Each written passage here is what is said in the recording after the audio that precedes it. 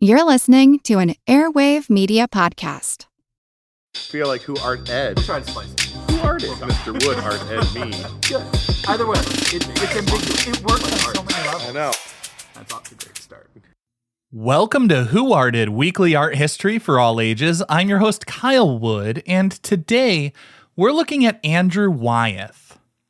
Born on July 12th, 1917 in Chadds Pennsylvania, Andrew grew up in an artistic family.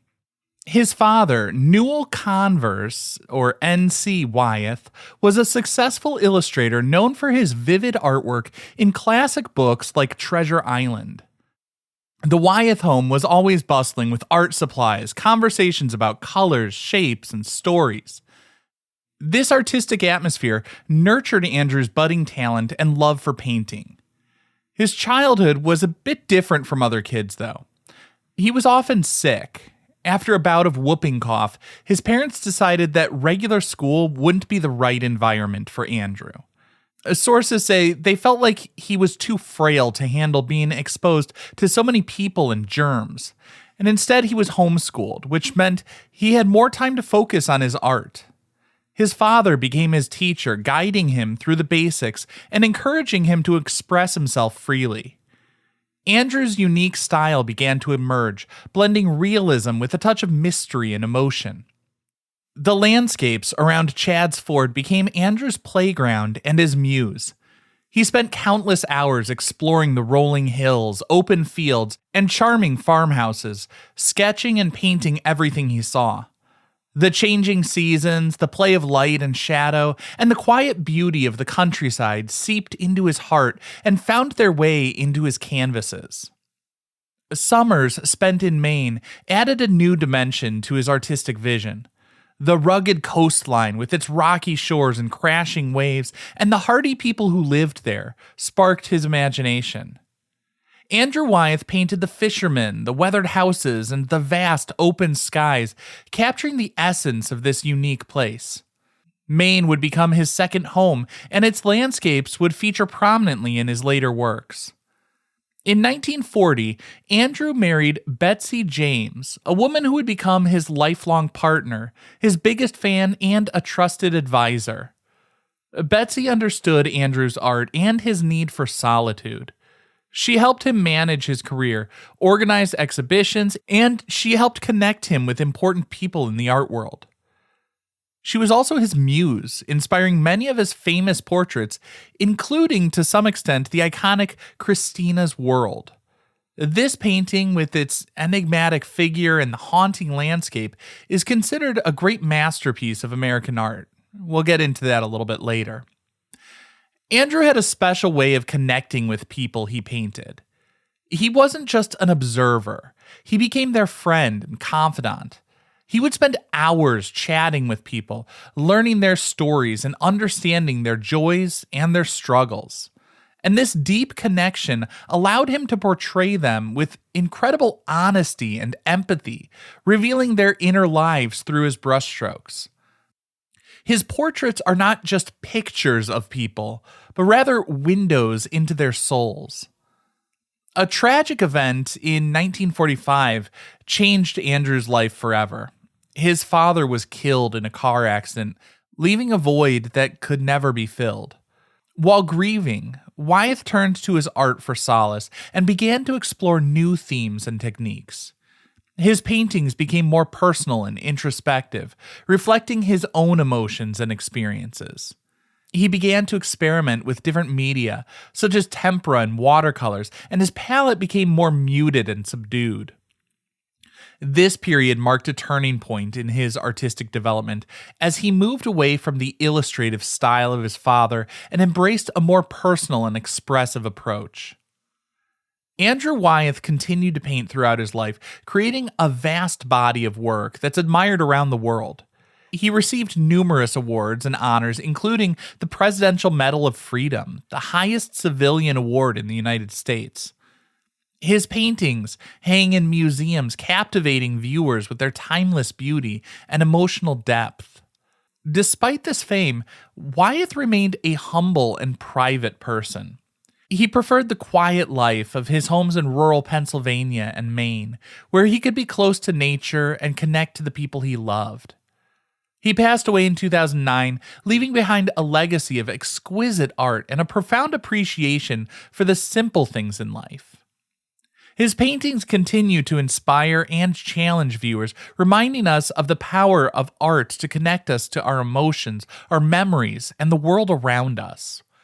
Now, after a short break, I'm going to explore those themes in probably his most famous work, Christina's World.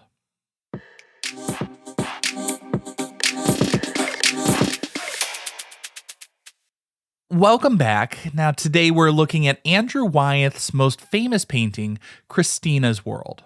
It's the one with the woman lying in a field, her body twisted towards a distant house. But there's so much more to this image than meets the eye. First, let's go back to 1948. It's a small town in Maine called Cushing. That's where Andrew Wyeth first met a woman who would become the subject of this famous work. Her name was Anna Christina Olson, and she was Wyeth's neighbor. Christina was a remarkable woman who had been affected by a debilitating muscle condition. While we have no records of a definitive diagnosis, many speculate she suffered from polio. Whatever the cause, the condition left her unable to walk. But it didn't break her spirit. She refused to use a wheelchair. Instead, Christina chose to crawl across the fields on her family farm, and her determination and resilience were an inspiration to Wyeth. He said he was deeply moved by Christina's strength and her connection to the land. He saw in her a symbol of the human spirit's ability to overcome adversity and find beauty in the simplest of things. One day, as he watched Christina crawling across the field towards her house, an image formed in his mind, and that image would become Christina's World. Now, I have to say, I'm deeply conflicted about this. While I admire the strength and resilience, and I think people should be able to live how they want so long as they're not hurting anyone, I also think that there's something problematic about the idea of refusing to use a wheelchair. It feels to me like there's this implication that there's something wrong with using a wheelchair or assistive technology. We all have different needs, and I think we should normalize using whatever means are needed to live one's best life. From what I've read, Christina was a skilled seamstress and a baker and lived a good life on her terms.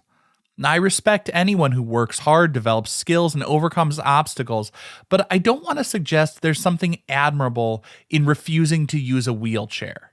Whether a person needs a wheelchair, corrective lenses, medicine, or anything else to help make the world accessible, it should be embraced. Anyways, back to Christina's World. Andrew Wyeth was a modern artist, but he revered history and tradition. He used the Renaissance technique of egg tempera for many of his best paintings.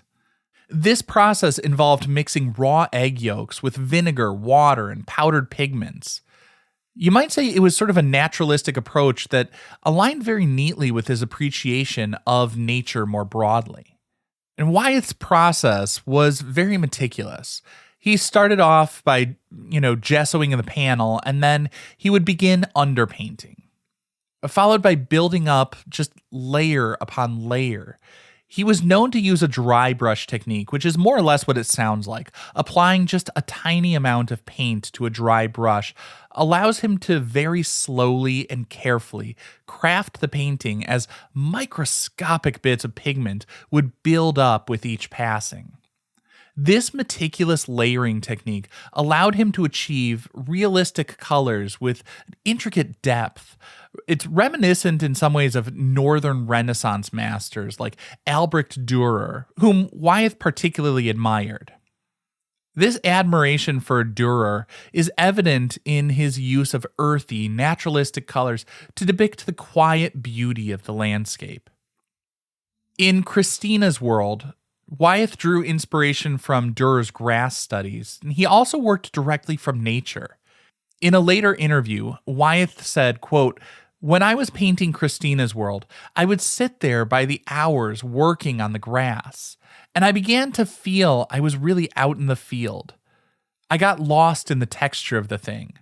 I remember going down into the field and grabbing up a section of earth and setting it on the base of my easel. It wasn't a painting I was working on. I was actually working on the ground itself." End quote.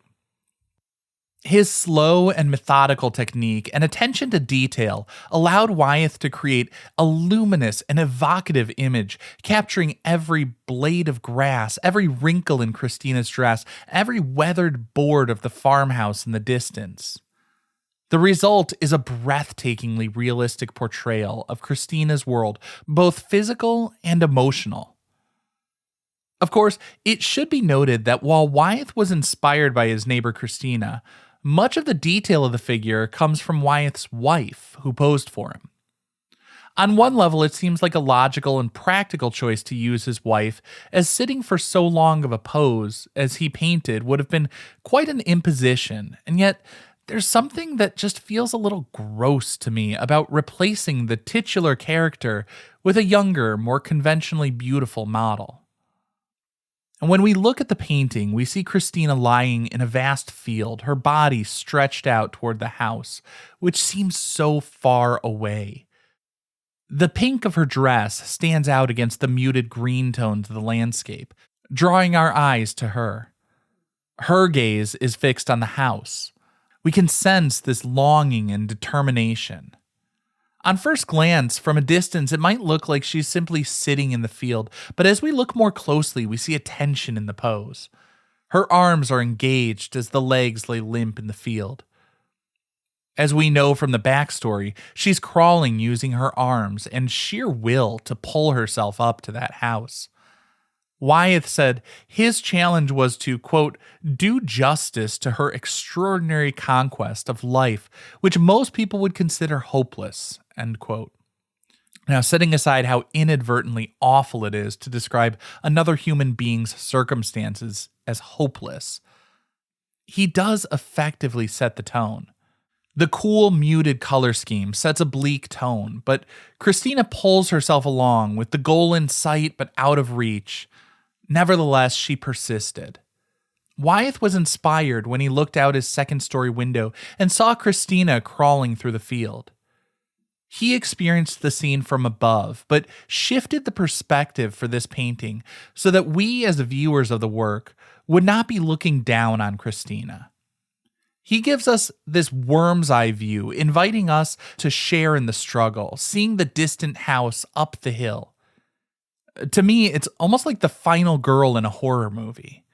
The expansive field emphasizes Christina's vulnerability and isolation. She's overwhelmed by this vast landscape, highlighting her smallness in the face of life's challenges. Of course, that's what I largely see in here. But this painting evokes a range of emotions in people. Some feel a sense of admiration for Christina's resilience, while others see a reflection of their own struggles and isolation. Some interpret the painting as a commentary on disability and the human condition, while others see it as a celebration of the human spirit's connection to nature. Whatever your interpretation, there's no denying the power and beauty of Christina's world. It's become one of the most recognizable and beloved paintings in American art, inspiring countless artists, writers, and musicians. It's been referenced in films, television shows, even songs. Christina's world may be a painting, but it feels cinematic, hinting at this broader story. And it's a reminder that even the simplest moments, a woman making her way home across her family's farm, can become symbolic of something deeper and hold profound meaning when framed just right by an incredible artist. This concludes this week's episode of Who Arted, part of the Airwave Media Podcast Network. If you found this tolerable, please leave a rating or review on your favorite podcast app. You can find images of the work being discussed this week and every week on social media at Who Arted Podcast on Twitter, Instagram, and TikTok, and of course on the website whoartedpodcast.com. Podcast done.